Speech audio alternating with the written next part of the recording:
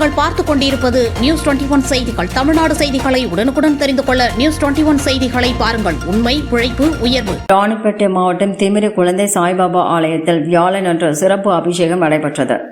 ராணிப்பேட்டை மாவட்டம் Timiri BDO office எதிரில் அன்னை குழந்தை சாய்பாபா கோவில் அமைந்துள்ளது. இக்கோவிலில் வியாழனன்று சிறப்பு ஆராதனை. இதையொட்டி யாகசாலை அமைத்து பல்வேறு நதிகள் இருந்து கொண்டு வந்த புனித நீர் கொண்டு பூஜை நடந்தது. பின்னர் குழந்தை சாய்பாபா மீது புனித நீரை ஊற்றி அபிஷேகம் நடந்தது. தொடர்ந்து சிறப்பு அலங்காரத்தில் எழுந்தருளிய குழந்தை சாய்பாபாவிற்கு தீபாவர்த்தனை நடந்தது. விழாவில் ஏராளமான பக்தர்கள் கலந்து கொண்டு குழந்தை சாய்பாபாவை தரிசனம் செய்தனர்.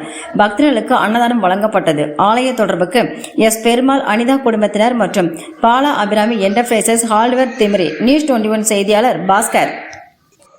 கரெக்டாக வந்து ஒரு 6 மாதமாக தான் நான் வந்துக்கிறேன்.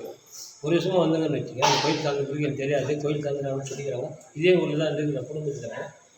அவங்க வந்து பார்த்தீங்கன்னா என் உடம்புலாம் நம்பிச்சில்லை. எங்கெங்கேயும் ஹாஸ்பிட்டல் எங்கெங்கேயும் போய் பார்த்தேன், எங்கேயுமே நல்லா ஆகலை.